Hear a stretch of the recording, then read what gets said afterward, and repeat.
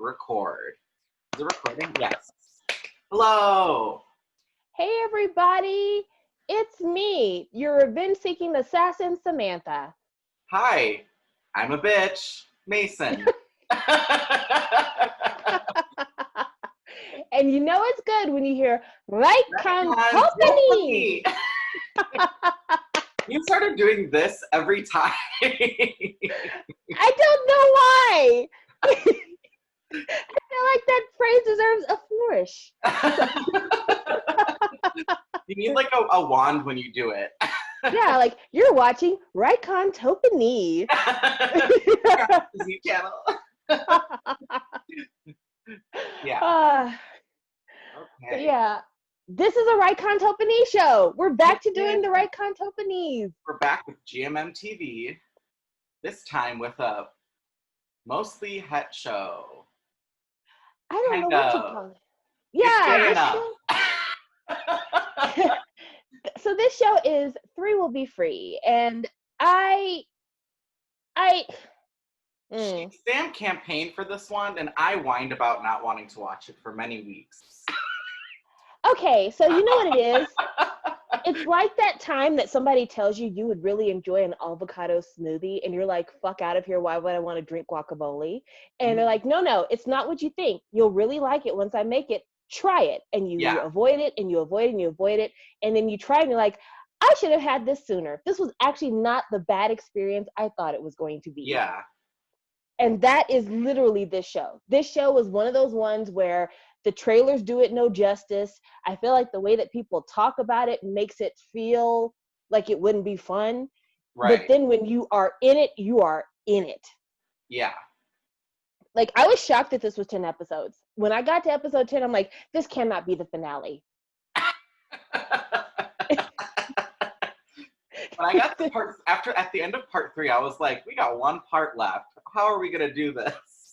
Right. Wrap it up. Like there's more that has to happen. This is not done. And so I very rarely feel like I need more episodes of a show unless I just like love the show and I just want like fluffy moments. This was legit one of those times where like I need more episodes because I need to wrap up some things. There are some unanswered questions for me that I need somebody to clarify. This cannot be where you end this shit. Hopefully it's not as out there as ghost sex. That one was out there. No, I think that the questions I have this time are not like out there questions or questions of like the physicalities of supernatural intimacy. These are like legit, like what happened after this? What happened? And those are the questions that I need answers to because this was a 10 episode show. Like, why? Why isn't this 12 episodes? I don't know. So, risk. Like it felt like GMM TV was taking a risk with this. And they were, because the very last section of the very last episode has less than 1 million views, which is insane. Yeah. Because it came out in 2019, and it came out like way up in 2019. It didn't come out at the end of the year. No, it did. It came out in like August to October, I think. Yeah, which is way up in 2019. So it's been over a year since it's been out. It didn't come out in December or November or something like that. Yeah, so like usually if it happened like at the end of the year and it's not yet a year old, I can understand. But this show is over a year old, and the final section of the final episode does not have 1 million views. So, Mason, if you would like to do the synopsis, you're more than welcome, but I will tell you this, the synopsis that's on my drama list is kind of perfect. Okay, well then just do my drama list. Don't let me fumble through it. Okay. Set me up, okay. Jesus Christ. I mean, because usually, I will say this, usually my drama list synopsis is not my favorite. Like, I feel like it kind of misses the point sometimes, but this one, like, really is on the nose. Okay. Neo is a stripper who is running away from the loan shark Thana and his gang after having an affair with Thana's wife, Vanika. One day, the criminals find him in a bar where he works. In attempting to escape, he ends up bumping into two people who will change his life. Shin, a gay boy, the son of Thana, who is frustrated at being rejected by a friend, and Mew, the manager of a go-go bar who is running away from her past. Incidentally, they end up killing one of the gang members who is chasing Neo, which makes them enemies of the gang.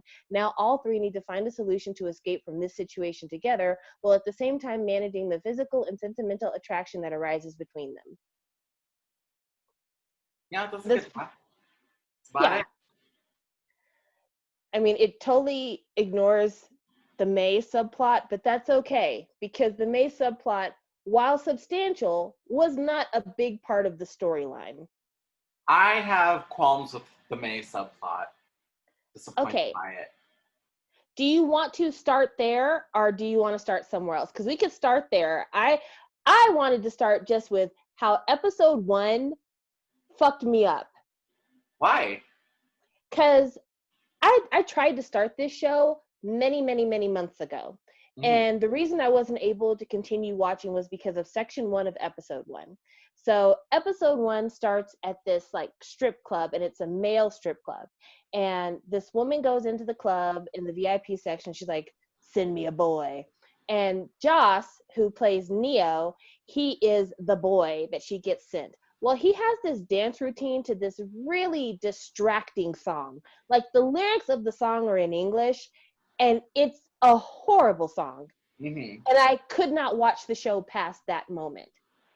So when we finally had to do this review, I had to like tell myself, you can get past this, you can fast forward through this, and this will happen. If you can get through this moment, I think the rest of the show will be just fine. And by the time I got to the end of the last section of episode, I'm like, what the fuck is this? What just happened? Like, did we kill 4 people? What the fuck?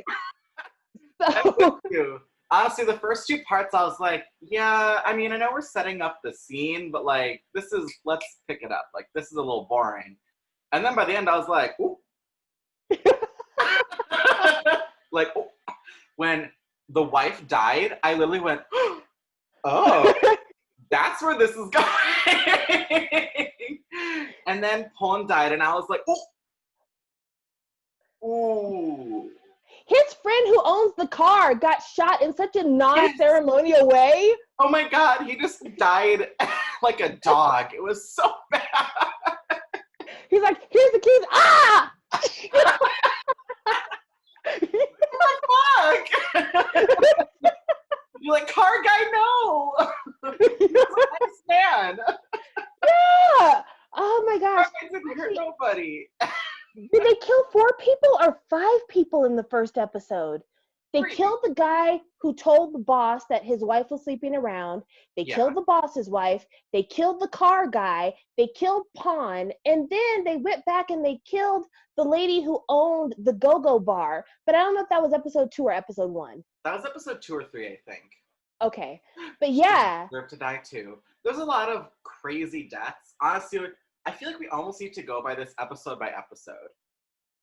Yeah, if I can remember the order, sure. So episode 1, you've got Neo, who works at a strip club and dances to this song about murdering somebody, and ends up sleeping with the wife of the boss of this crime family.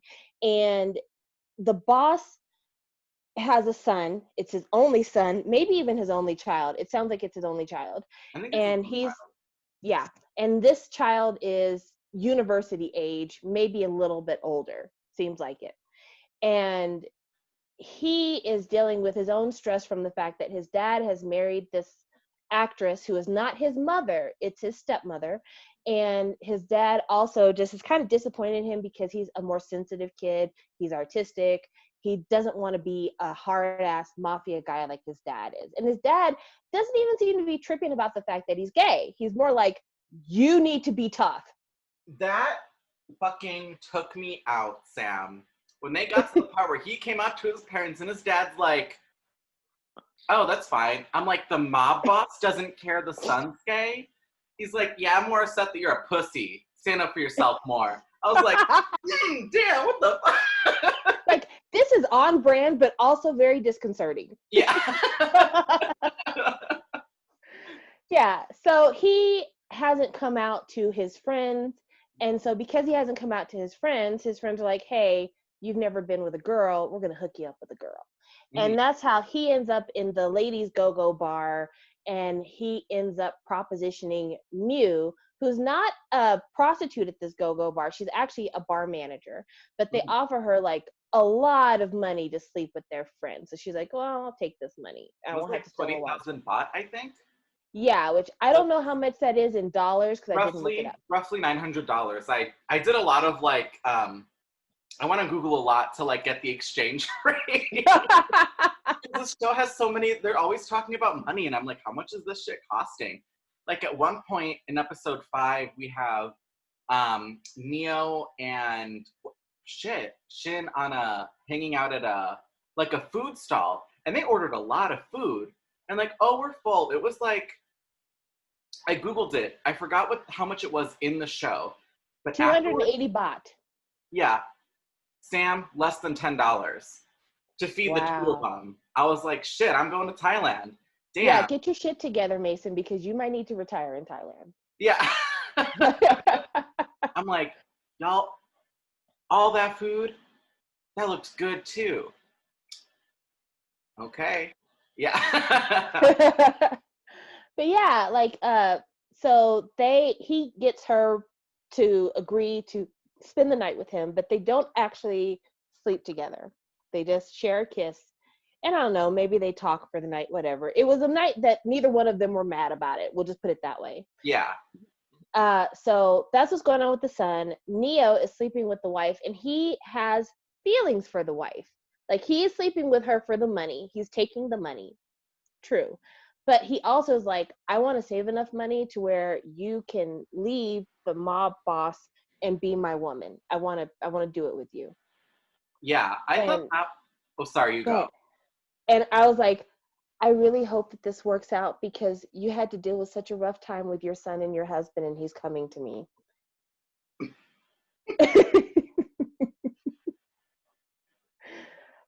All the actors work together. Mm-hmm. So go ahead.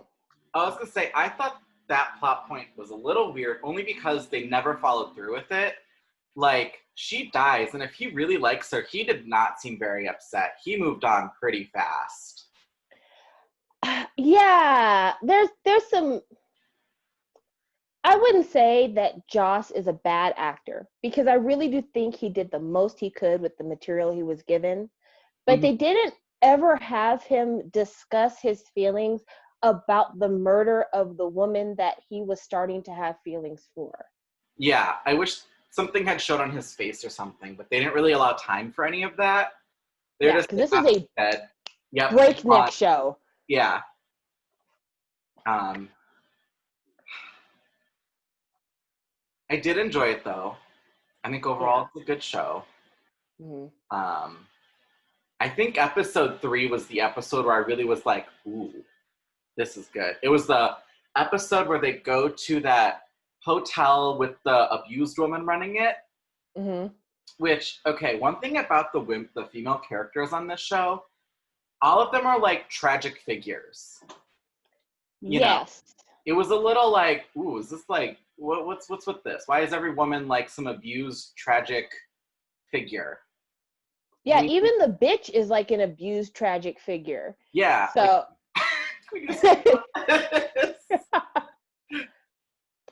okay, you've just brought up one of my unanswered questions. So, Neo gets caught sleeping with the mob boss's wife, and the thugs come in because the mob boss is like, kill the guy she's sleeping with, bring my wife back home so I can murder her. And in a tussle, she ends up like distracting the hitman, and it causes the hitman to miss Neo and murder her.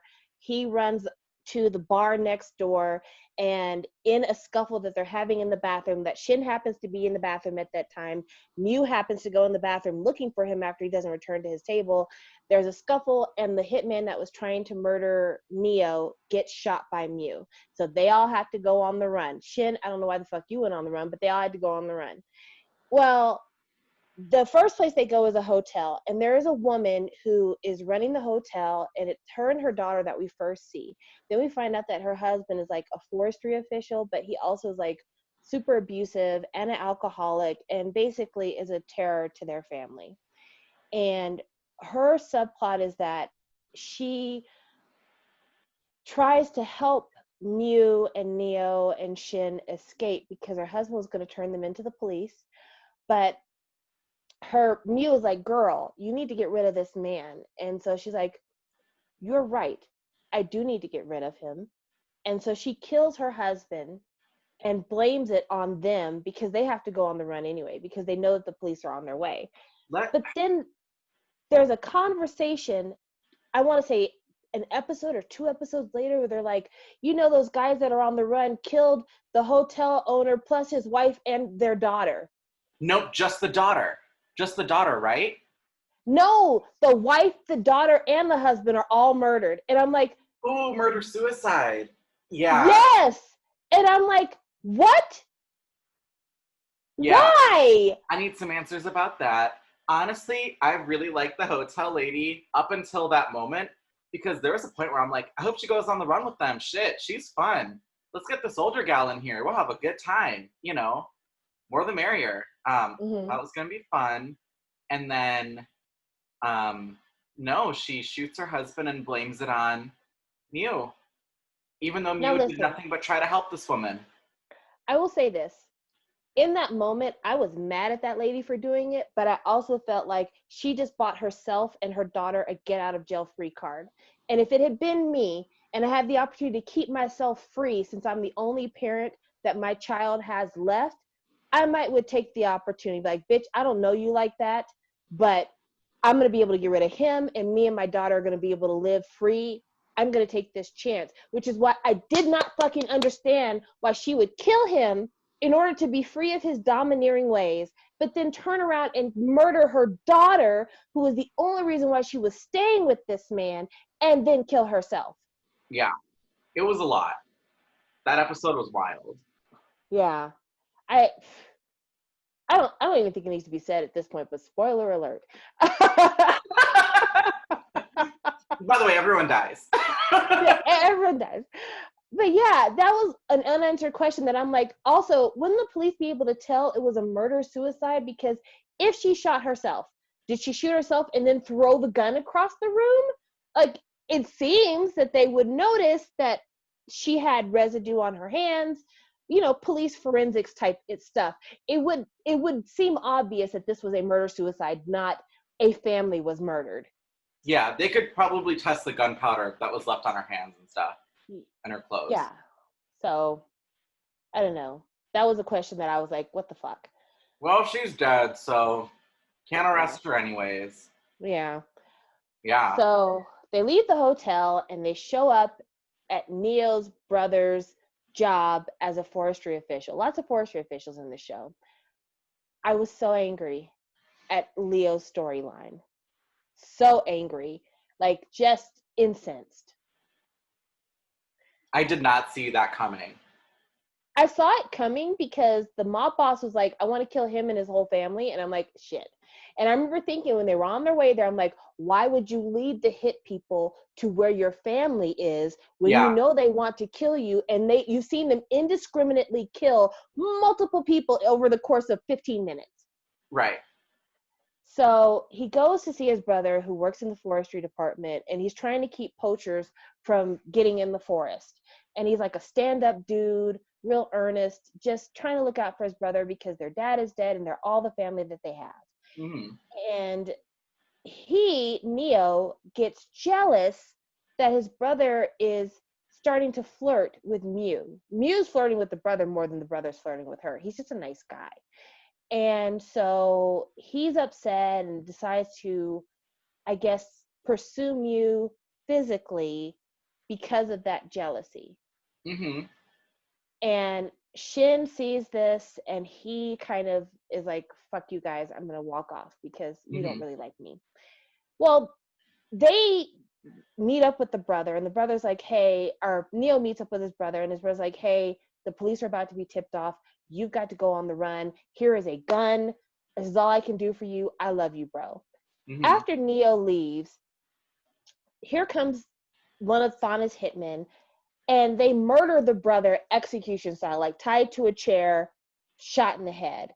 And Mm-hmm. I'm like, you fucking idiot. If you had never gone to see your brother, none of this would have happened. And this didn't have to happen because it added nothing to the narrative other than it made it to where May had blood on her hands now. Yep. That is the only thing it added to this. And there were so many other ways that she could have had blood on her hands. There's one specific incident where one of Thana's hitmen comes to kill both May and Tur and Neo and all those people when Mm-hmm. they're at this old abandoned house in the forest. That could have been when May killed somebody and she would have had blood on her hands. But Mm-hmm. no, they made her kill a completely innocent man who did nothing to nobody. Right.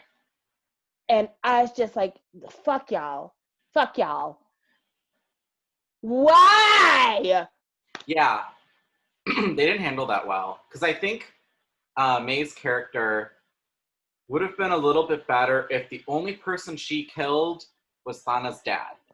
And she was the one to seal the deal that everyone gets to go free.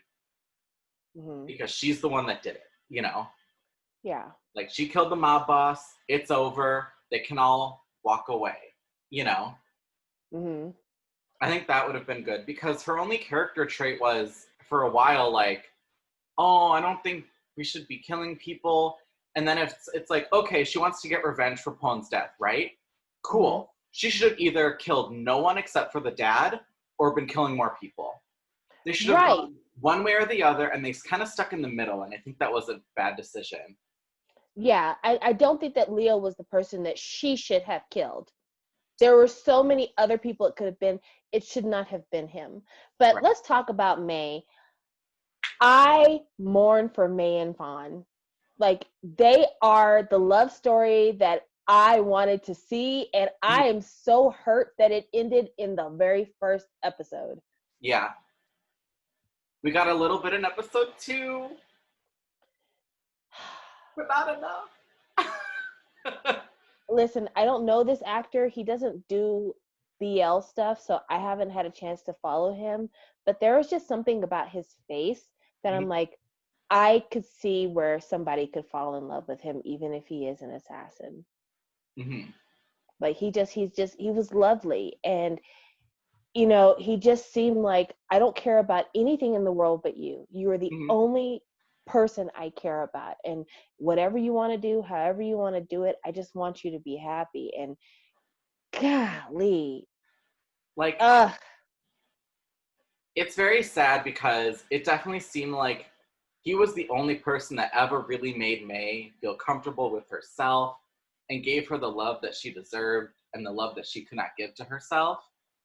And he was like, I want to, I'm saving up money so I can help pay for your surgery. And then, you know what, we'll open up a cafe and you can quit here and you can work for yourself, you know? It's Mm-hmm. like, And they'd known each other since they were kids. This wasn't even like a guy she met when she moved to Bangkok. This is someone that she grew up with and someone who knew her both before and after she made the decision to pursue her true self. right. And he accepted her in every single form. Mm-hmm. And how many of us have that in our lives? Right. Even through family. Mm-hmm. So it just, to lose him the way we did, and then to see these flashbacks of when he was talking to her, she was doing his hair, and he's like, I just want you to be happy. I don't care about anything but your happiness. Like, golly, talk about heartrending. And as the story progresses, May finds out what's happened to Fawn, and she ends up not hooking up, but becoming a kind of a travel companion to his fellow hitman to try to seek revenge for the people who murdered Fawn. Mm-hmm. And eventually she realizes, like, this is not the life for her, and ultimately this is not the life for anybody. When you are in the business of ending people's lives, live by the gun, die by the gun. Yeah. And she is developing a kindredship with Tur, who is the sidekick of Pawn, who's left behind. And she's like, listen, I know he asked you to take care of me, but if I could do anything for you, it's to get you out of this lifestyle before this shit kills you. And the way that they killed her and the circumstance by which they killed him, fuck out of here. I'll be honest, there was a while where I was like, I do not care about this man. This man is boring. I know nothing about him. If he dies, whatever. And then they pull that bullshit. Because they kill him, but while he's waiting for her, because he helped pay for her bottom surgery, and he's waiting for her to leave. He's like, hey, I brought you some food, get some flowers. Like, I'm here for you. You have a friend to help you through the transition. Nope, shot dead in the hospital. In the fucking hospital with the flowers and the food. And again, I will give the show this. They didn't make his death any more special than anybody else they killed. Literally just shot, walk off. Yeah. He didn't have a big gasp or whatever. He just kind of fell over after he was shot. It was it. The scene with the grandma killed me, surprisingly. Because I didn't care for this man, but then, like, May goes to his grandma, who's like a very old seamstress. It's like the only family he has. And the grandma's like, oh, you're his friend? No one showed up to his funeral. I bet he was lonely. And I was like, this poor man. Yeah, and then she's like, he told me he had a girlfriend that he was going to go see. And it's like, he thought of you as his girlfriend. First of all, he thought of you as a girl. There was never a question. And secondly, he was developing feelings for you. He had put you in that classification in his mind. He paid for your bottom surgery. He had taken a job as a messenger because he didn't want to be an assassin anymore. Like, he was really trying. But you can't escape a life like this. And to be quite honest, think of all the families who had to bury their loved ones because of what he did. So it's like, on the one hand, I hate that this happened to you because of who you are for May, but you were also a terrible person. Mm-hmm. So, you know, this show does good with making a lot of gray characters. I will say that. This show definitely dabbles in the gray.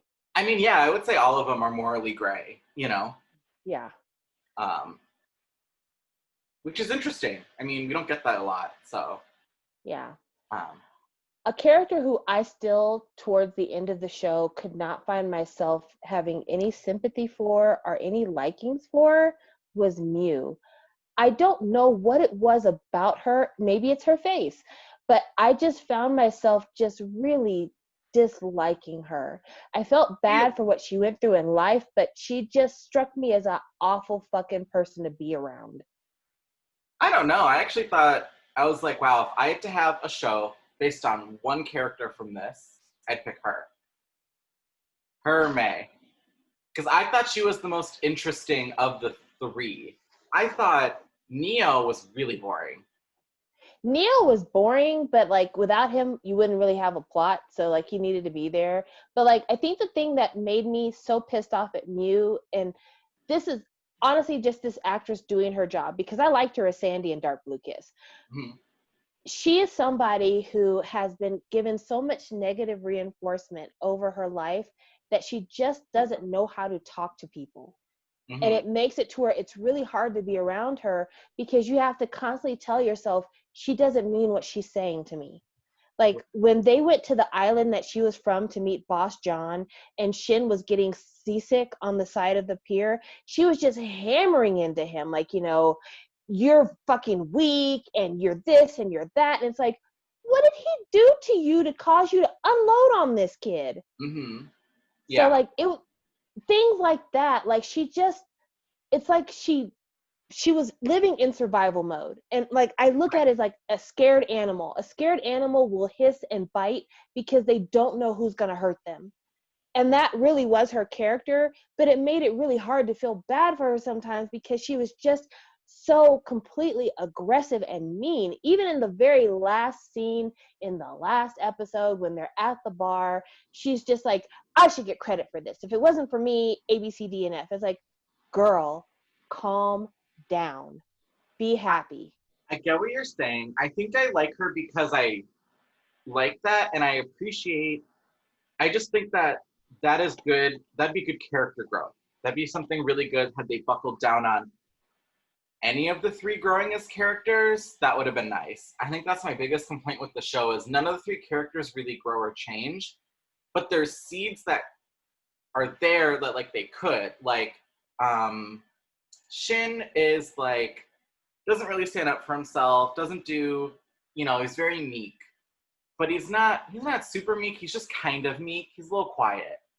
Mm. And he kind of ends up that way. Like he starts the same, he ends the same. Same with Joss's character. He starts the same, ends the same. And I wish that they had instead buckled down on, as they're, going through all of this, they're changing as people, where Shin, he opens up a little bit more. He's going to have a little bit more fun. He stands up to himself. He stands up to his dad. He doesn't have to kill anybody, but, he could be more confident in himself instead of being so meek and, searching for someone else to give him love, And I wish that Miu's character, kind of the same thing. I wish she was very much, I'm going to do everything on my own. And I wish that it became more of a lesson to her, just, you can trust people. You don't have to bully everyone. You can let your guard down a little bit. That would have been nice to see, but they kind of didn't really do that. And I think that's disappointing.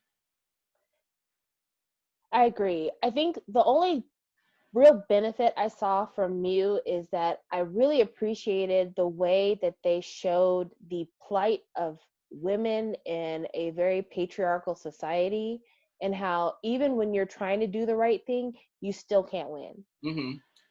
And not only that, but there was so much double standard between her and Neo in the beginning, because Neo kept calling her a slut. And she's like, you're literally a prostitute. Mm-hmm. Literally a prostitute. Yeah. Why are you calling me a slut? Correct. Like when they were being held hostage, they called them the pimp and the whore. And it's like, who's the pimp? Her? Because she didn't even sleep with your son. That guy, on the other hand, was fucking your wife for 5 days to Sunday. Yeah. So who's the pimp and who's the whore here? Yeah. But fucked your wife, he fucked your son, he fucked her, Yeah, he's been up and through your family. Yeah. On both ends. Top and bottom. Yeah. But yeah, like he's an actual legitimate whore, but she gets treated so bad by people for just trying. Like, she had the job at the restaurant next to the temple, and that guy totally like caressed her thigh. It wasn't a casual like, hey, or trying to get your attention. Mm-hmm. And the woman who owns the restaurant, after telling her she needed to dress more demurely, which she did, is like, well, you must have said something or done something to give him the invitation. Yes. Listen, sis, you can't be a hypocrite like that. First, you're saying that he's too good of a guy to do something like that because he is a chairman at the temple. Then it's, well, even though he's a good guy, you're just so tempting and alluring that he would use bad judgment and do something wrong to you. And that's why when she said, and that's why you slave away in the kitchen while your husband don't work, I'm like, that's right, bitch. Tell her off. So talking about her leads me to talking about Luong. I did not like Luong. And I think Miu should have been very clear with him that it doesn't matter what you do for me, I am never going to be with you again. Get that through your skull. He really overstayed his welcome, because he was just a doormat for her. And yeah, I mean, she was clearly not into him. She kept saying, you don't have to do anything, like, we're not getting back together, like, I didn't even come see you. Like, what do I gotta do to get through to you, Right. Like, so he was useful in terms of like representing a life that maybe Miu could have had if things hadn't gone horribly wrong. I also think he undermines her as a character too. Mm-hmm. It being, because she says in an early episode, I don't need a man to save me.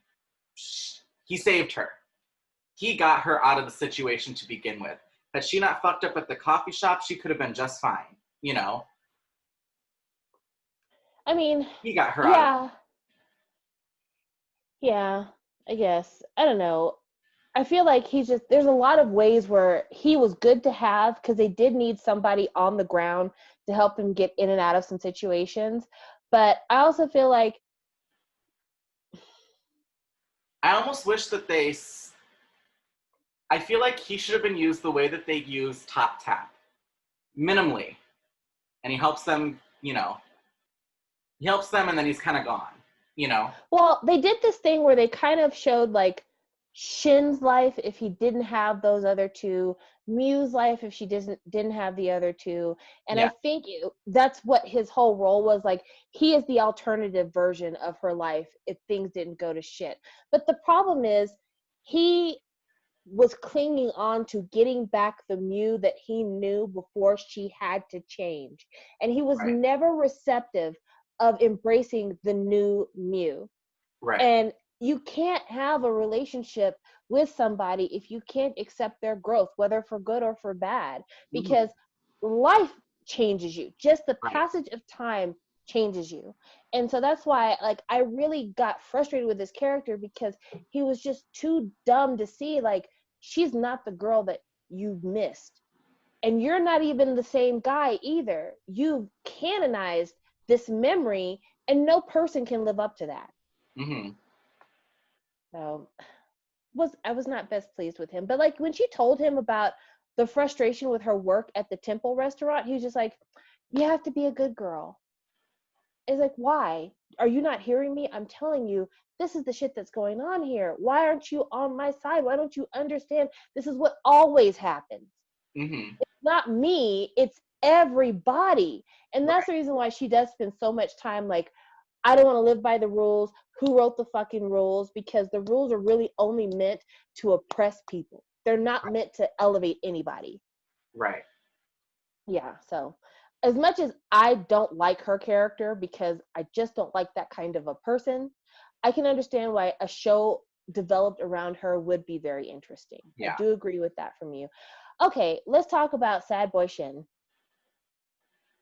Man, I wish she had some character development because I feel like on paper I'm very interested in him as a character. Like, he's a quiet boy, he's artsy, he's gay, like, yes. I feel represented. Oh man, was he a doorknob? I will say episode 5 was great. Like, Yes, it was. episode 5 is a whole flashback episode basically where it talks about how Shin met Neo. Neo. And it's about how they met, a little bit of Shin's backstory coming out to his parents, and how Neo was really the first person to ever kind of completely trust him. He came out to Neo pretty early on and made him feel comfortable and okay exploring himself and doing fun things. Um, he really let Shin indulge in things. And I really liked that. And I wish that they had kind of kept that going. Small note that fucking annoyed the crap out of me. So the episode starts with a flashback. And the whole episode's a flashback. And in the episode, there's another flashback. And I'm like, no, just put that scene at the beginning. Make that the first scene. So the flashback was, he was talking, so he, like, one of the first scenes is he comes out to his parents, and then midway through the episode, there's a flashback where he comes out to his friend and asks his friend, like, oh, like, I want to date you. And the friend's like, no. That Mm-hmm. should have been the first scene. Why are we flashing back to shit? In Yeah, a that scene was flashback. awkward as hell. Like, I mean, I think you and I both, when we were watching it, even though we watched it at separate points, we're like, okay, your friend obviously is not like homophobic. He just is having a hard time with this confession. Mm-hmm. So that was pretty obvious to both of us, I think. But then when the friend later on, when they show that he is actually interested in men and is dating someone, I was glad that Shin like was like, okay, so just be honest. It wasn't that you're not gay. It's that you weren't into me. And you should have just said that. Like, I'm cool with that, but also like, fuck that guy. Because even at that stage in the game, when you are totally exposed, we see you huddled up with your man. Why don't you just apologize? Yeah. He doesn't do that. And it's just, I get in real life, people don't always apologize for the shit they do wrong. But this was one of those moments where an apology was more than earned. Yeah. And Shin's like a nice guy. He clearly would have been accepting of the apology, you know? Mm-hmm. So that sucks. I do love that the two met during life drawing, which is very funny because I have done so much life drawing in my life. I had to do it to get into school, and then I had to do it like 6 hours a week at when I was in college. Um, so I've done a lot of that. That's never happened to me though. You've No, never had a beautiful man say, "Hey, what are you doing over there?" yeah, the hot naked man in life drawing that never came to me and was like, "Hey, baby, well, go hang out tonight." Yeah. Oh man. Like okay. So balance is an issue. I love that we got a lot of backstory between Shin and Neo in that particular episode to explain the reason why Shin is so invested in Neo, even though, like, we didn't know until then what their backstory was. We knew they knew each other, but we didn't know why he didn't know that Shin was Thana's son. We didn't know, Mm-hmm. like, why there were some gaps in their friendship. Mm-hmm. But based on that interaction, I feel like the balance of the relationship between Neo and Mew and Shin was totally fucked up. Yes, and I think what we really needed were scenes where Shin and Mew related to each other. Yeah, I think we really needed that. we got one scene which is the initial "I'm gonna pay for your services" scene, and then we got another scene of them talking for a while in the go-go bar after she stole his wallet. But we really didn't see kind of like what their connection was between Shin and Mew. Uh-huh. But between Neo and Mew, it felt like Neo and Mew were very much similar people in Mm-hmm. terms of like socioeconomic status, familial status, like all of those things, even the same industry that they lived in. And it made it to where Shin was always the oddball out. And even in the midst of this particular plot, Shin had no reason to ever be on the run. He never had he never shot anybody. He never lied to anybody. Like, he Right. had no reason to do this other than his connection with Neo. And that's why, like, I get that this is supposed to represent a poly couple. I've never been in a poly relationship or a poly throuple, but it just really felt like Shin was not a part of it. Like, he was a means to an end. Even if it was a good intentioned means to an end, he felt very much like a means to an end. Right. So Yeah. it I was feel it was bad. He got kind of cucked in this show. I do like that they gave him a bit of an out at the end with PP, My which I'm not daughter going to laughed call so him. hard when I told her the name of that guy. I was like, "Pee-pee, no." And she's like, "Pee-pee." The way she like tipped her head back and guffawed, it was a good 30-second laugh. Yeah, sorry, I'm gonna call him by his name, Top Tap. I like that they kind of gave him an out with Top Tap at the end, where Top Tap had been pursuing him for some time, and how Shin had reached out and been like, you know what, he ain't too bad. He's not too Mm. bad. We can have fun. Yeah, I definitely like that, they gave him an option for his own relationship, somebody who maybe is more physically reciprocal. Mm-hmm. But like, at the end of the day, Neo and Mew could do nothing for Shin. Everything they did fucking failed. They could not. The only thing they ever did for him is they helped him to escape Boss John. But Mm-hmm. outside of that, none of their plans actually came to fruition. They gave Boss John the fucking USB drive that showed that he had killed Shin's mother in order to marry the stepmother. Yeah. But that didn't that didn't become a huge amount of money for them. That didn't turn into like a big life-changing thing for any of them. Shin is constantly giving and giving and giving to these people, and they're not giving him anything back other than maybe a little bit of emotional support and some courage.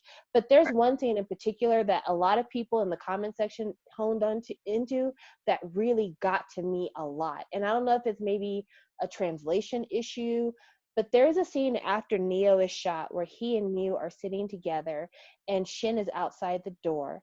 And Mew tells Neo, you and me, we're all we've got. And Shin is outside the door having fucking given up his art life in order to be a mafia guy like his dad, has, you know, not turned his friends in at his own personal cost, and has done everything he can to keep them from dying, has allowed them to use him as a fucking ransom bait multiple times. Like, he's done so much to protect these two people that he cares about, but when it comes to them identifying who in their life cares about them, he's not a part of that equation in that moment. Yeah.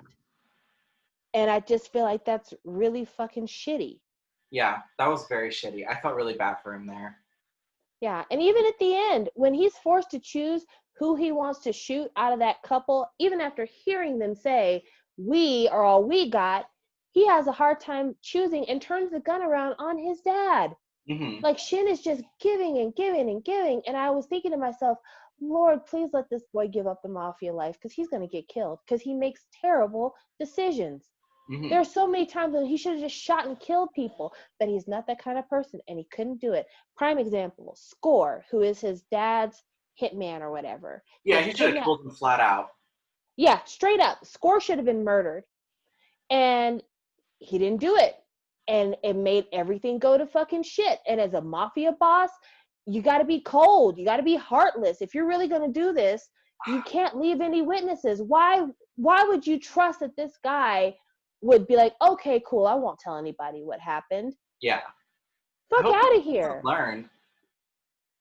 Man, I really needed a part 5 of this episode to really establish where and what everyone is right now. Because I'm still not so. Did he inherit the business? Is he a mobster now? He has the money. He is. He is a mobster now. Because like they were talking about him buying a house in the city where Mew and Neo live, but he's not going to be living there full time. It'll be a house that he can go to when he visits, which also shows that he's not a part of their throuple anymore, because he's not even considering, oh, well, when I come to visit my lovers, I'll be staying at their house. No. I've got to buy a separate house to live in when I come to visit y'all, because I'll be visiting you like people visit relatives. And it just fucking, even at the end, it pisses me off. And I'm sure that he gave Neo the money to buy this little shack or whatever. Absolutely. Okay, wait, this, I think I just like blinked and I missed it kind of a thing. Can you fill me in? What happened to the $1 million that they originally gave to rescue Shin in the first 2 episodes? They lost it. Where? They got the fucking $1 million and they took it. Mew was going to run away with it. And Josh showed up on the elevator. They went back in the room and he's like, let's split up the money now. And then I think Tur came in and caught them both and took them to the warehouse to shoot them. That's how they lost the $1 million. Okay. I think I missed that because I was like, don't they have money? Don't they have $1 million? No, they lost the fucking $1 million when they got caught by Tur, which honestly, if I was Tur and my boss told me to kill these people and I was unsuccessful, but I also had $1 million of his money that was ransom for his son, you'd never hear from my ass again. I'd be all assholes and elbows. I'd be out that bitch. You'd never find me. You'd find a trail of smoke. Yeah. And I would have taken May with me. I'd be like, listen, I know you want to get bottom surgery. Here is an unlisted number. Call me. I'll transfer you some money. And then when you're all fixed up, I'll come snatch you up and we'll go live because I got the means. Yeah. But yeah, like that's how they lost that money. What the fuck happened to May? Nothing. Paid dust, this woman. Paid dust. She gets bottom surgery. Everyone that loves her is dead. Now she's got blood on her hands, and she's still working at the fucking diner. May is somebody who I need a whole show about. Yes. Because, first of all, how did she sneak past all of the security in Bostana's building to get close enough with a gun while wearing a bright yellow maid waitress costume to shoot the mob boss to death? How did that happen? I am okay not knowing that for time's sake. I'm okay not knowing that for time's sake. I think that's I what. would have been happy with a montage of her wearing her maid costume, but like hiding like guns and knives underneath her clothes. Mm-hmm. And then just showing her like sneaking into the building and maybe having like one thing where she's like, I'm here with a delivery for Boss Donna. Like Yeah. just something to show like how she got there. Because first of all, how did she know where to go? The last scene we had of her, she was with the grandmother talking about the horrible, sad life of Yeah. her. So how did she know that the mob boss was going to be at his warehouse committing murders that night? Mm-hmm. Why was she in her waitress costume? Like, was that a part of her evil plan to sneak into the building? Where did all the other security detail go that she was able to slip back out when her John Wick?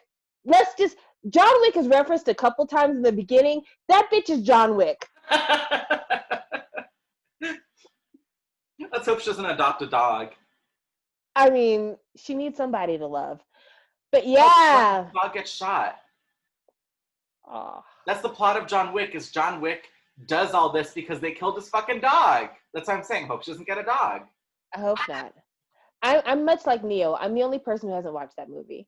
I haven't seen it either. I just was told about it. But yeah, like They need a show about her. they really show about her, about like, you know, just her being a dark angel of revenge. I'm glad you brought that up because I was thinking this whole time. I'm like May is like double oppressed because she is the darkest person on that show. You know. Well, I wasn't thinking dark angel because of her skin tone. I was literally thinking like midnight black clothes, but that's okay. Still works. Oh. No, that I just okay. Yeah. Yeah. Still works. But yeah, she has every reason to be like, you know what? When I tried to tell two people that I loved to get out of this horrible lifestyle, it didn't work for them. One of them, it got to him too late. The other one tried to get out and they reeled him back in. At this point, the world's not fair. Nothing works out the way you want it. Happiness isn't real. I'm going to spend my time seeking revenge. I don't want that for her. I want her to open her cafe and be happy. I wouldn't mind her being happy, but her showing up at Thana's place to murder him in cold blood makes me feel like this is the track we're on now. But who else is she gonna kill? She killed him. That was the guy. That was the guy, but I mean, maybe she could be somebody who like becomes a hired assassin for like other oppressed people. I She's would like, this watch is my that. calling now. That's what I mean. Dark angel of revenge. People who need revenge because something terrible has happened. They're like, I've come to inquire about your services. And she's like, that'll be 200,000 baht. Give me a name or tell me a story. Like that would be a great show. You know what they should do? She buys the restaurant. People come in. There's a secret menu. They go, I'll have this. She goes, Yes. coming right up. Yes, and like before every mission, they like have to give her some backstory to work with to help her along. So they're like, this is the reason why I require your services. You know, this person slept with my dog and then ran off with my grandmother. Whatever the fuck it is. With my dog and ran off with my grandmother. I would love to see it. What the fuck? But I have to die. But anyway, like, you know, whatever it is that allows her to like use that as a part of her revenge on that person's behalf, like I could watch a whole series about that. Right. And she like almost Charlie's Angels in terms of like she changes her hair, she changes her outfit. She's like one of those people that looks like everybody but looks like nobody, so no one can identify her, especially because she happens to be darker skinned, so people don't pay as much attention to her. I'm here for it. I'm here for it. I wish her character had more depth. They gave her more to do with. I wish they gave her more, but I mean, I found her to be incredibly sympathetic. I definitely felt the most emotionally invested in her particular storyline because it felt like she just was given a raw deal and was somebody who was like, I've been trying to work with what life has given me, and I'm still hopeful that I can do the right thing. But every time I turn around, life keeps trying to rob me of something. And so, I just like, think I the don't know. Go character ahead. stalled for many episodes, and that made me upset because I wanted to know more about her. And I feel like there were a few Correct. episodes where it's like, all right, we're going to put her on hold. And I was like, Right. don't do that. I will say, So, I want to talk about the cinematography real quick because I think this show did some interesting things, albeit not very successfully. But there is one shot, particularly with May, that I thought was nice, where she's in the hotel bathroom. And yes, with the like, green light on the face. huh? With the green light on Ter's face. Yes, but I'm talking specifically of the shot where she's in the bathroom and across the walls is like a photo of like a woman's body. Mm-hmm. I just thought that was like an interesting thing, you know, because she's like a trans woman and she wants to get bottom surgery. I don't know. There was just like, it was like, this is an interesting motif. Um, Okay, so the director of this show directs a lot of shows that I really love. He directed both seasons of Gay OK Bangkok, which I've talked about briefly on here, but it's a show I really enjoy. He also has directed both seasons of Friend Zone, which you know I've talked about Friend Zone because it is trashy TV and I love it. Also, it's a show filled with gray characters. Gay OK Bangkok also a show filled with gray characters as well as gay characters. But he's really good at kind of like honing in on very LGBTQIA plus specific issues and kind of identifying them in the media that he directs. I won't say that he's good about resolving them, but he's good about reflecting them in the work that he does. mhm. So, um, I just think, I don't have anything to add to that. But I guess back to cinematography, the show is very frustrating because you can tell that they tried. Like, I really appreciate the coloring and texture that they had in the background for a lot of it. They had some fun lighting at times. Like, they really tried to make it visually pleasing. I just feel like the shot composition sometimes were very boring. Like, I think a really good example is, okay, last episode, out of nowhere, Tana gets shot, dead. You're like, who shot him? And you just get this fucking mid-level shot, eye level of May walking in. And you're like, no, it should be a hero shot. Give me that Avengers like up shot where she is standing there holding the smoking gun. And it's a close-up. yeah, it should have gone from her heels up to her face. They didn't have to do that. It literally could have done that. That would have been better. But yeah, just an Mm-hmm. upshot. Anything. They just gave you like a gross medium shot. And I feel like this show needs the cinematographers from Trapped. Mm-hmm. Like, honestly, if they took, for the most part, if they took these actors, but the people who wrote and directed Trapped, we have a good show. Make We them have a do this. perfect show. Just because I think Okay. the visuals could have been better. Like, there were, it did a lot of like long takes, which I thought was very weird. Mm-hmm. Most I think that was places, for time. I huh? think this is a production that didn't get a lot of money, and I think that's why they did so many long takes. No, no, no, no. I was about to say long takes take longer to do. Like, those take more money. It costs a lot more money to do a long take than it does to just do a couple of normal takes. Because you can't really splice up a long take like you can with, oh, well, we don't like this angle, so we can do this angle instead, like blah, blah, blah. So those take a lot of time and money to do, and I don't think they were done very successfully. I think the best one was the one that they used when Tur got shot. They had the guy shot Tur. He calls the dad, says, it's done.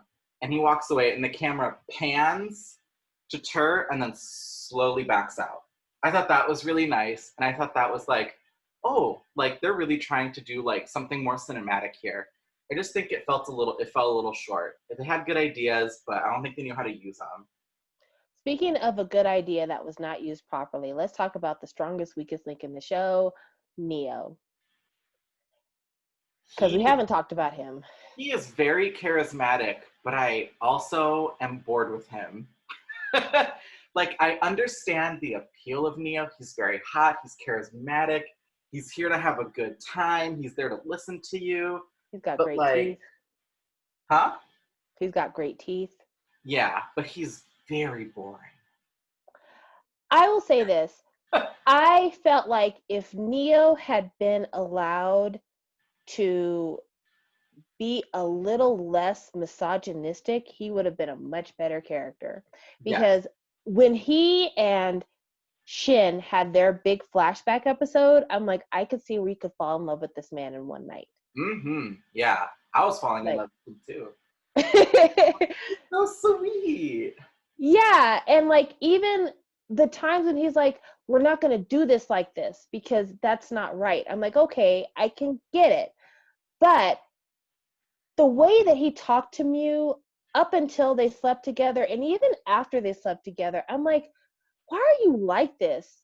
Like, why are you so fucking hateful to her? And you're not hateful to Shin, but you feel the need to kind of like not tell him the truth or treat him like a kid or a baby or something.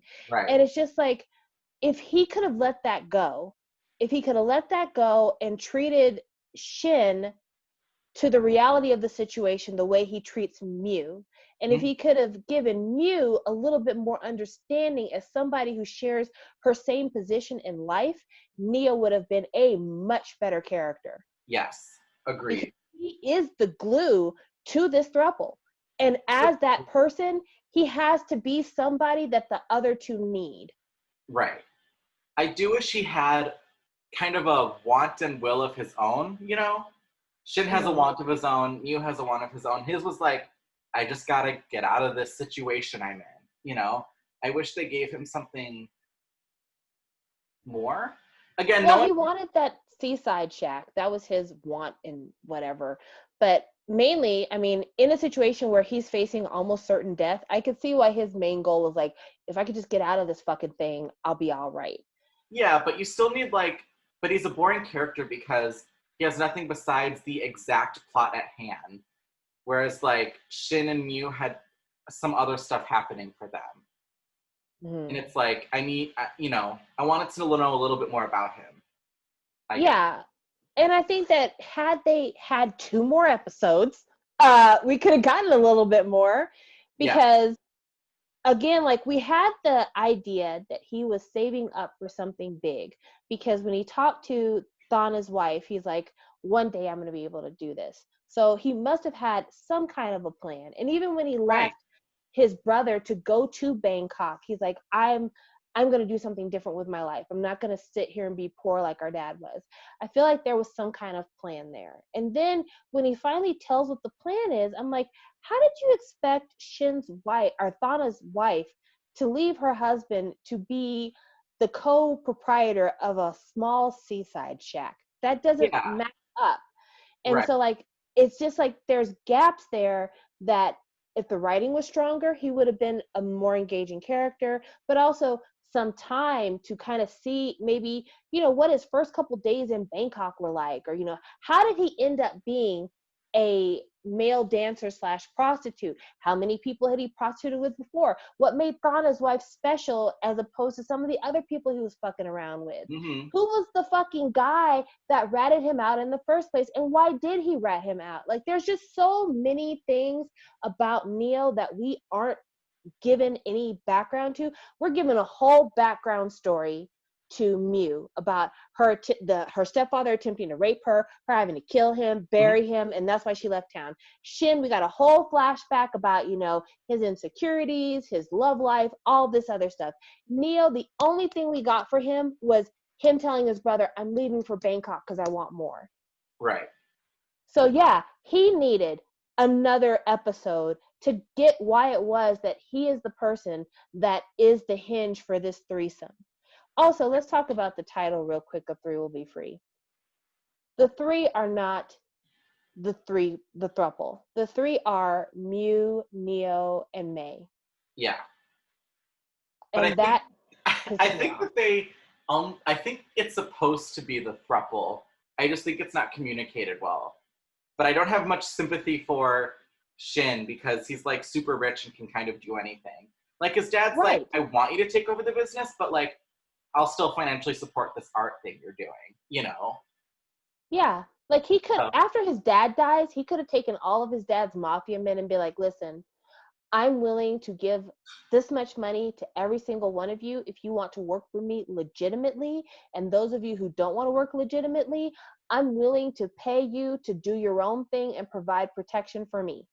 But Mm-hmm. I'm not going to be in the mafia anymore because this is not the life I want to live. He has the physical means to do that, the financial means to do that. So you can't really feel bad for Shin. But the truth of the matter is, Shin's never going to really be an artist. Shin's always going to be kind of this rich guy. So he's not really free. And his art wasn't Huh? good. I said his art wasn't even good. No, his art was bad. So he's never going to really be this art guy. He's going to be this rich guy. And he's always going to have to wonder if people want him for his money, if they want him for him. So he's never going to really be free. Meanwhile, Mew and Neo are like, we have this place that's totally paid off. We have no debts. We don't have anybody looking for us anymore. We're great. And so, like, they're actually free. May is free in terms of, I don't have any ties to anybody in life anymore. Every person who's loved me is gone. The one person that I needed to seek revenge for is gone. I'm out here now. Mm-hmm. You know, and so, like, yeah, I hate that this title made it seem like the three that were going to be free were the main three when that's really not the case. But I hope that Top Tap makes Shin happy, because he's got the kind of personality that I could see, like, really giving Shin the rest of what Neo started to give him. I do too, and that's why, oh man, had they really given you 2 more episodes, like you said, I feel like we needed a scene where Top Tap does something for Shin that really makes Shin think, I really appreciate this man's company, and I should maybe open myself up to trying something with him, you know? Because it did kind of come out of nowhere that he was like, yeah, we're fucking around now. Well, I mean, Top Tap was like, and I take care of personal stuff too. And they're like teasing him, but he's like, yeah, you know, I fuck. Yeah. Okay, last character I want to talk about, because I don't really want to talk about Boss Thana. He's the scum of the fucking earth. I hate him, but somebody did mention in the comment section, who fucking brings a slideshow to an execution? I don't know. Phil Because, Time? like, he totally was like, this is the lawyer who lost his case for me. Look, he's dead. This is the guy I spent. It was so fucking random, and like, this is not how this works in real life. Mm-hmm. But I want to talk about Boss John, because I would have fucked the shit out of Boss John. I liked everything about Boss John. I was totally devastated when Boss John was killed. I want revenge for Boss John. Boss John really did not put up a fight when he was being strangled. Like, you'd think this mob boss would have some fight in him. You know, even to punch Thana. Just be like, I know this dude's strangling me, but while you're there, you know, anything. He just kind of took it. He was like, yeah, I'm being strangled now. Like, doesn't he have, like, self-defense tactics that he's learned? I don't know what the fuck was going on with the way that they ended him. I thought it was terrible and he didn't deserve, because really and truly, Boss John was actually a really nice mafia boss. Yeah. Like, he just didn't do it. Even when he found out that his brother had been murdered by somebody, he's like, I'm sorry that my brother did that to you. Yeah. Straight up. And I'm like, this is not how I expected this to go at all. Mm-mm. But he was hot, though. He was. He was so good looking. Like, ugh. Anyway. Sorry, what? Anyway, I just felt like he didn't mistreat Shin. He even paid for somebody to keep Shin company, maybe fuck around with while he's in captivity. Like, there's just so many things that Boss John didn't do that Thana would have not thought twice about doing. Mm-hmm. And it just made me really mad that Boss John died the way he did. Mm-hmm. Because he really should have killed Luong. That is a person that should have been murdered, because I'm sure he knew Luong is the reason why Shin was able to escape. The timing is just too good. Right. But he didn't do it, because I guess he felt like there's no need to. And so, yeah, I want justice for Boss John. This is a very random thought that I had while watching this that I thought would be fun. I don't think they should have done it, but I think it could have been fun. Is if instead of Shin being like a sketch artist, if he was a painter, and they're like, okay, we're on the run, and Shin's like, okay, I have an idea, and he goes to the store, buys a bunch of makeup, contours the shit out of everyone's face so they all look different. Because when those sketch pictures come up, you know, then, you know, if they're just walking down the street and he does a good job, you won't know because makeup can really change your face. And I thought that could have been a fun little thing to have him be a bit more useful and to tie in his art skills. But like it also, I could see from a production standpoint, would have been hard to do. Well, like when they were going into disguise to get on the boat to escape the island, the disguise was fucking shades and a hat. Mm-hmm. Come on. Come the fuck on. Yeah.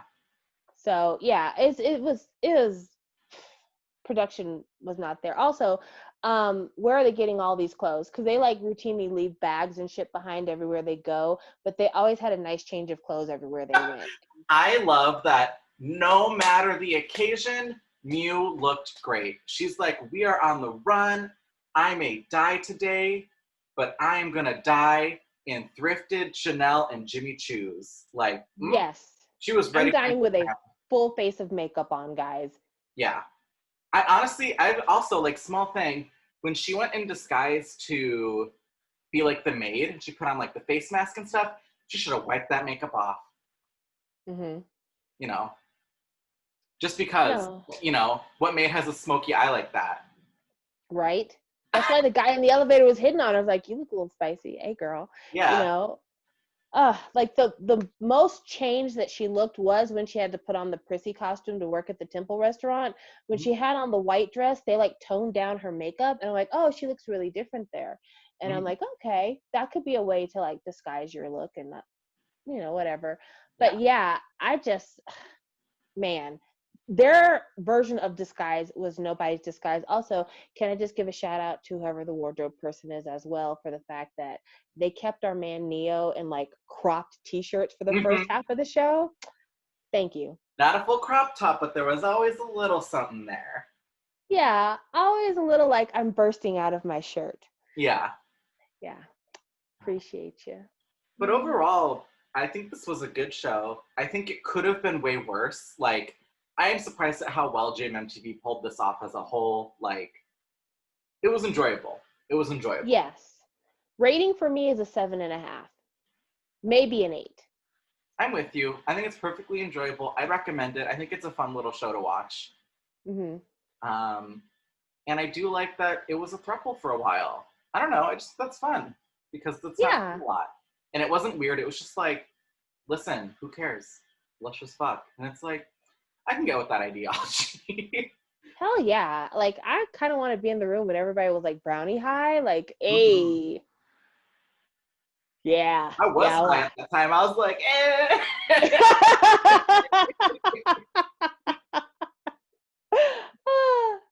That's good.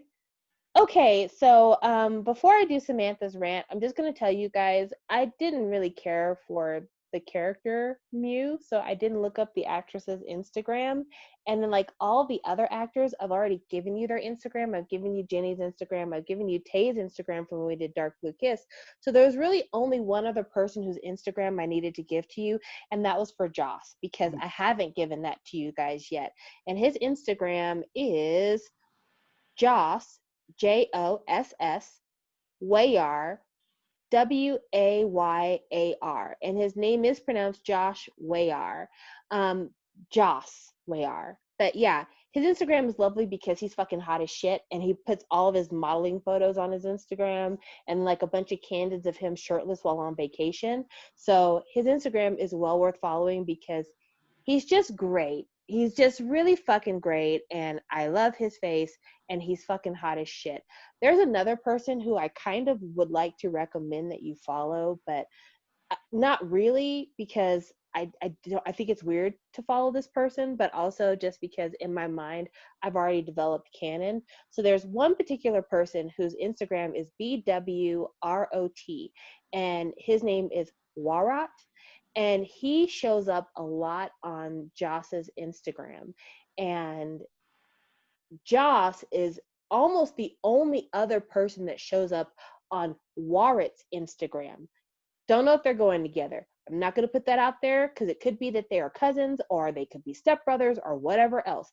But Joss shows up on this guy's Instagram when virtually nobody else does.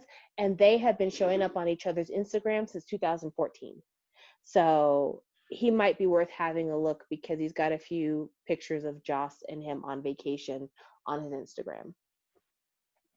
So I'm not going to assume anything about their relationship because I really don't know.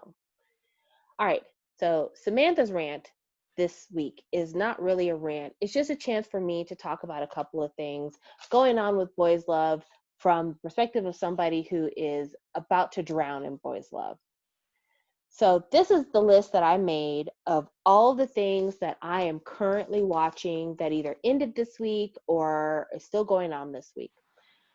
Gaia saw Pellicula, Boys Lockdown, Oxygen, My Gear in Your Gown, I Told Sunset About You, My Extraordinary, Friend Zone 2, Cherry Magic, 30 Years a Virgin Can Make You a Wizard, Love by Chance 2, A Chance to Love, Boy Band Love, and Pearl Next Door. A couple of these shows ended. And another show ended last week, but we weren't filming last week, so I didn't get to talk about it. That show was My Day. And I have to say, I appreciate that the Philippines has gone whole hog into the boys love market. Gaia sa Pellicula, while the filming is not my favorite style of filming, there are some lighting issues with this show. This last episode that they did was really good, like just really good. The whole episode was based off of the premise of, if I'm out of the closet and you're not, which one of us needs to make a concession here for this relationship to work? And that is a question, because some people have been out for a really long time and they're not interested in hiding anything anymore. And then some people have just gotten to that point in their personal life where they're like, I realize something other than straight is going on here, or I'm willing to actually act on a feeling that is something that's not straight. And this Gaia sa Pellicula, Vlad and Carl have been in a something type of situationship. And Vlad's sister, Judy, tells Carl, my brother has been out and it's been at a great personal cost to him. And if you're not ready to come out, then you need to leave my brother alone because he's not going to go back in the closet for you. Meanwhile, Carl's uncle is talking to Vlad and is telling him, my nephew, I've always known he was gay, but he's always been terrified of letting down his parents. He's not ready to come out of the closet. Please don't force him out because he's not comfortable. So there's a scene where Carl and Vlad, after both of them have been talked to by their opposite family, they are watching this show or this film that Vlad has made for Carl. And it's really sweet. And they share a kiss. And Judy, the uncle, and the neighbor see them kissing. And Carl freaks the fuck out. He's like, oh my God, they saw us. Oh my God, what am I going to do? And Vlad is like, relax. Your uncle already knows about this. You know that the neighbors and my sister know. You're not outed. Everybody knows. And he's like, so I'm that obvious? And it was one of those conversations that when you're watching it as it's going on, your heart is sinking to your feet, because the one is like so terrified of being outed and being seen that way, while the other one is like, why are you so scared to acknowledge what it is we're doing? Like, you won't even say the word gay. And Carl gets so flustered with the situation that he doesn't even acknowledge that him and Vlad have anything going on romantically at all. And it causes Vlad to be like, you know what? I'm out. And it was just really, really good. Really, really good. But it also made me really, really mad. It made me really mad that the Philippines is doing so much boys love, but so little of it, even if it's a shoestring budget, is invested in telling different stories. Like, it is people with different careers, different moments in life, people who are on the poorer scale of things, not on the wealthier part of things. But the stories that they're telling are stories that have been told so many times. And it's not even like all the fun, fluffy stories. I just got through watching the latest episode of My Extraordinary. They kill their gays. Spoiler alert, they kill their gays. Both of them. They kill both parts of the couple. And these last 3 episodes have been about their ghost talking to their families and absolving their families of guilt. Another one that's on my list here, Boy Band Love. Will they, won't they? I'm not gay, but you're the only person I'm gay for. Sakristan, yeah, I'm gay for you, but I've decided the Lord doesn't want it, so I'm going to become a monk. Like, it's just that kind of shit. Like, the reason why Game Boys was so good to me is that it ended in a happy ending. It tackled a situation you don't always see, and also just the concept of is online love real love. That's unique. And also you have characters who have been gay. It wasn't like, I'm just gay for you. So that's nice. Gaia Sapolicula, same thing. These are people who are canon gay. They're not just gay for each other. And they're dealing with two people in different parts of their gay awakening meeting each other. So that's cool. But like, if you're going to give me a cheap ass set, terrible lighting, bad editing, cheap camera, all this stuff, at the very minimum, can you please give me a story? Like a story. And I'm not even just saying that to the Philippines because I don't want to seem like I'm dogging them. I have the exact same complaint with Thailand. Oxygen is a fucking snooze fest. It is two people who are like, I'm so in love with you. I'm in love with you too. We should be together forever. You're absolutely right. I don't ever want to be with anyone but you. By the way, my foster mom died and I'm really sad. That's okay, babe. I'm rich. I'll take care of you. That's Oxygen. That's the main couple of Oxygen. My Gear Your Gown. I've always had a crush on you, but I couldn't tell you I had a crush on you because I was afraid of being gay. That's okay. I was afraid that you didn't like me, but now that I know you like me, I like you back too. Let's be boyfriends. What? Fuck out of here. Like, there's so many people doing stuff. So many people doing stuff. Just do something different. Or if you're going to do the same thing, execute it flawlessly.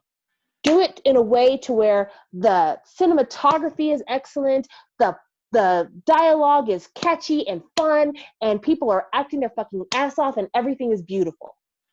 But if you're not going to do high art with a typical tropey subject, then at least be interesting.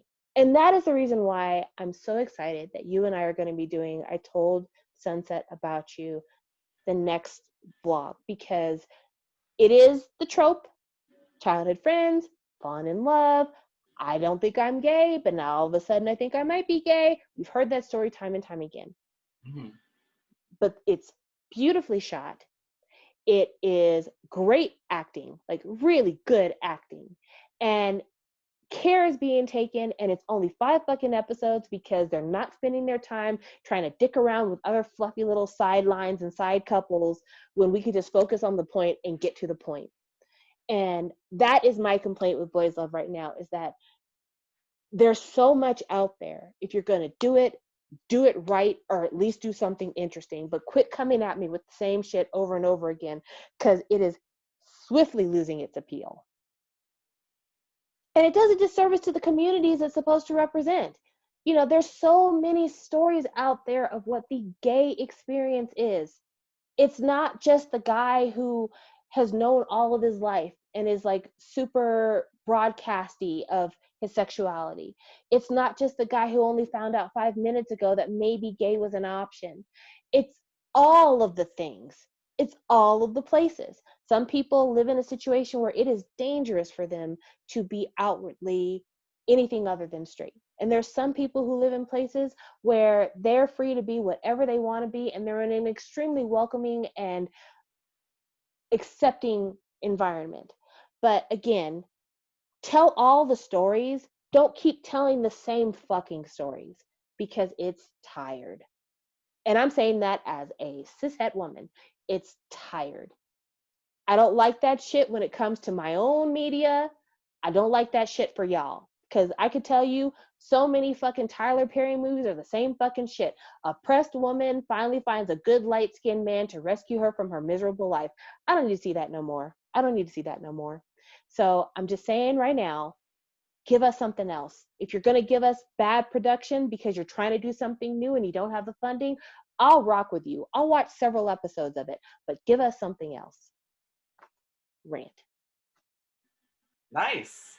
So as Sam said, we are doing I Told Sunset About You. I don't have a manga of the week because everything I read this week was bad. Yesterday was such a fucking train wreck. I almost want to do a separate video on it. Just going through it. It's like 80 pages. It's not long.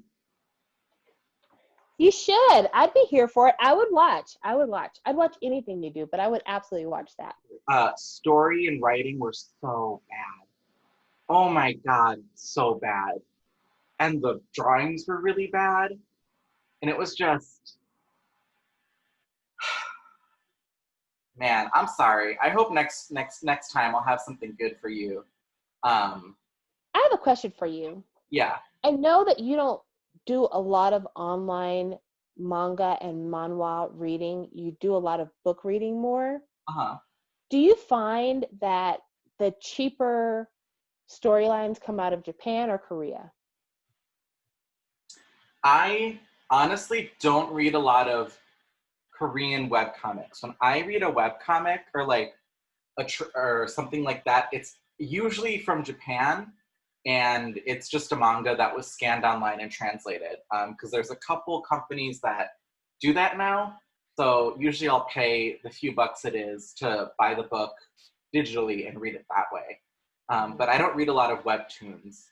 I think the only one that I read and finished was, I forgot what it was called, but I sent it to you. It was about the porn artist and how he fell in love with his assistant. I think Japan has some very interesting things, and I think Japan explores some fun concepts. I will say the graphic novel I was talking about was an American graphic novel, so it was just a poorly written book by a white man. It was so bad. Like, you know how he meets his love interest? I guess this is Mason's rant now. Yeah. Okay. Give it to us. He's like, I met this boy over the summer, and I know I shouldn't, but here's what happened. And he's like, so I was walking down the street, but like singing, and just singing my heart out because I'm me, you know? I'm just me. And this boy runs past me, and I know I shouldn't have, but I did stalk him home. Ooh. And now every morning I go on a walk just so he'll run past me, and then I follow him home and watch him change. And you're like, what the fuck? Yeah. And then Does he have a clear wall in his room and that's why you're able to watch him change? Or do you have your face pressed up against the glass of his bedroom? Well, it's because it's still dark outside. So with the light on and the window with the curtains open, you can see him. So, yeah. Is he in his backyard or is he like flashing the entire street? No, he just sneaks into his backyard. Okay, because I'm like, something is wrong on both sides here. How is it that you're just like out here in the open for people to see you changing? Yeah, it's really weird. A lot goes on. He has a best friend whose dad calls him a faggot cracker. There's a lot happening here. What? Sam's like, what the fuck? Yeah, I should do a whole video about it because it's like insane. I need you to tell us more now. I mean, we only do these things once every other week, so let's give them 2 hours. Faggot cracker?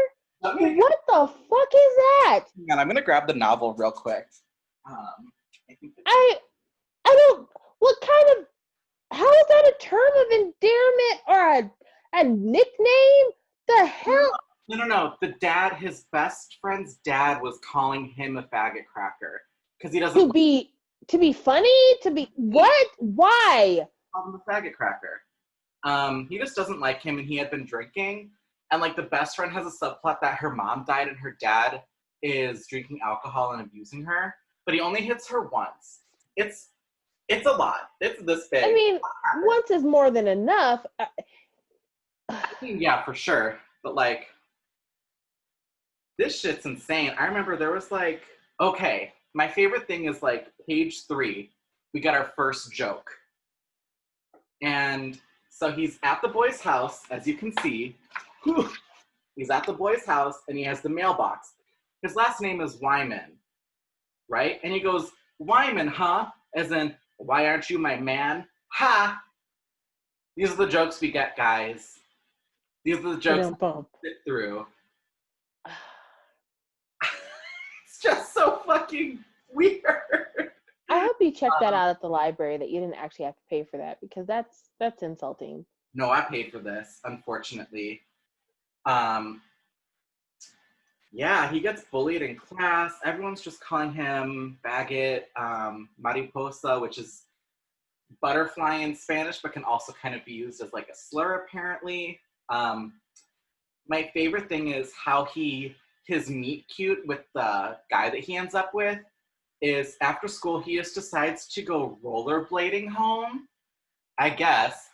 Rollerblades home, is singing la-di-da-di-da, runs into the guy he's with.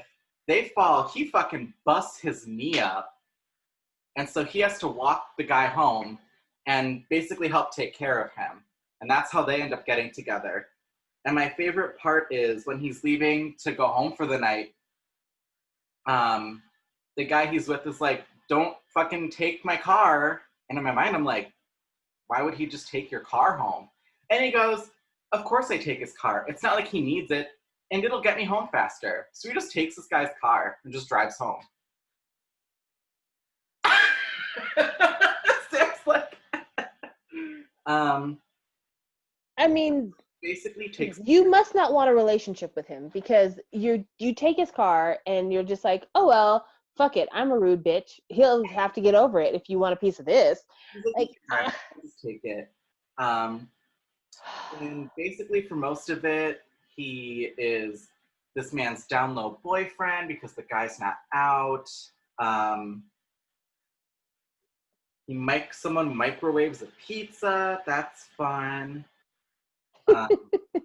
Each scene lasts about 2 pages because the pacing is atrocious and there's no scene transitions. The way that the panels are linked up is really weird. Like, there's no good scene transition. There's no nuance. It is so just in your face about everything, but like in a bad way. I'm trying to find some good evidence of weird shit. I just don't understand. Like, maybe this person, was this published by like an actual publishing house, or was this self-published? So it was originally a novel published, and then this, I think, was made through like crowdfunding for a Got you. Got you. Because I'm like, this doesn't sound like this was actually looked over by a professional. Oh, yeah. Here's the thing. Okay, so they have their first kiss, page 33.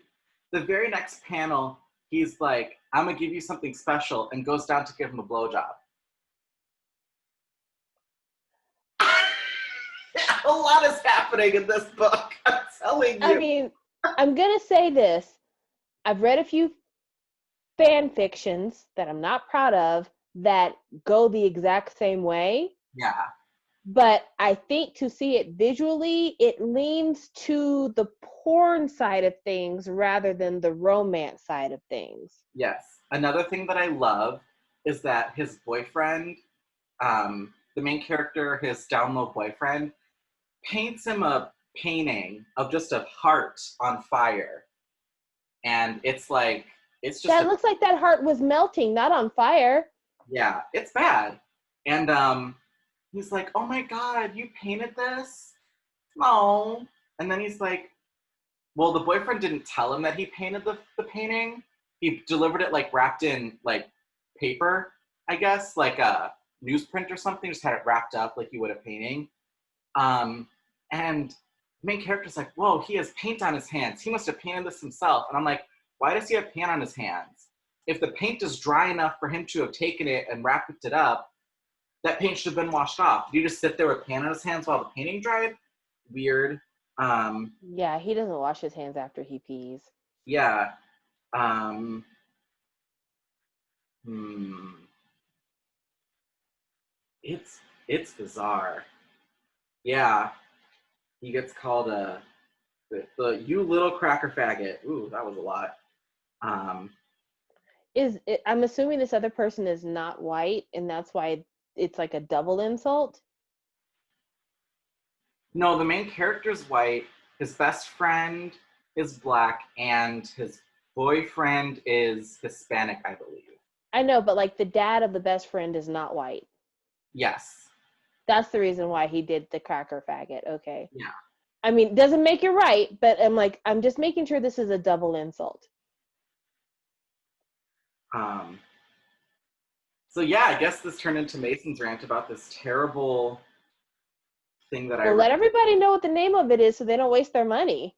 I don't want to. That's so mean. I just shat on this and said the art was bad. Well, people can decide themselves, but like if you see it floating around on the interwebs, don't spend your money. I do not recommend this graphic novel called Something Like Summer. I think one of my main problems also with the art is the perspective makes no sense. So like I'm not the best at perspective, but I do have to know enough for my job. Um, and there's parts where like the way the characters are placed is so weird in the frame that like they look like 4 feet tall at times. And other times they're like giants. So it's just inconsistent. But yeah, just fucking this. It's one of those things where like every few pages I had to put it down because I was so bewildered by what was happening at the time. Um, Also, no one ever has their mouth open. Like they're always drawn with their mouth closed, but they're speaking. Oh my god. Okay, sorry. No, no, I totally get you. That's a damn shame. That is a damn shame. But thank you for warning us because definitely nobody wants to spend their money on that. You know, Yeah. man, this has been a wild time, guys. Thank you so much for allowing us to go on our 2-week schedule because we have now given you all of this. Hope you enjoy. Hope you eat this up.